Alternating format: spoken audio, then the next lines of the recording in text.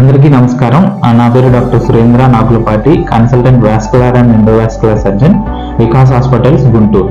మీ కాళ్ళల్లో వాపు వస్తుందా? మీ కాళ్ళల్లో ఉబ్బిన నరాలు కనిపిస్తున్నాయా? మీ కాళ్ళల్లో నడుము చుట్టూ నల్లగా మారిందా? మరియు మానని పుండ్లు మిమ్మల్ని దీర్ఘకాలికంగా వేధిస్తున్నాయా? ఇటువంటి సమస్యలతో మీరు బాధపడుతున్నట్లయితే ఒకసారి హాస్పిటల్కి వచ్చి కన్సల్టేషన్ పొందండి. Thank you.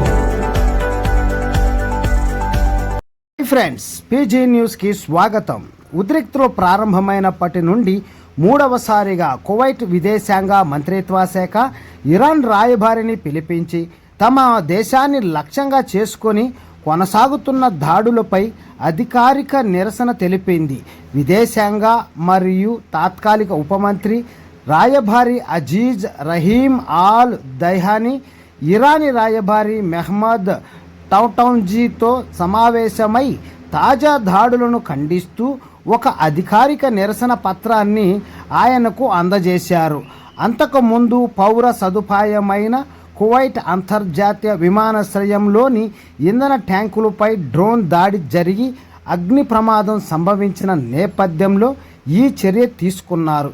ఈ సంఘటన అంతర్జాతీయ మానవతా చట్టాన్ని తీవ్రంగా ఉల్లంఘించడమేనని ఆల్ దైహానీ అభివర్ణించారు. అలాగే కొనసాగుతున్న ఇరాన్ దురాక్రమణను కువైట్ తీవ్రంగా ఖండిస్తుందని ఆయన పునరుద్ఘాటించారు. ఈ దాడులు కువైట్ సార్వభౌమాధికారం, ప్రాదేశిక సమగ్రత, గగనతలాన్ని స్పష్టంగా ఉల్లంఘించడమే కాకుండా అంతర్జాతీయ చట్టం మరియు ఐక్యరాజ్య సమితి చార్టర్ను కూడా ఉల్లంఘించడమేనని ఆయన నొక్కి చెప్పారు.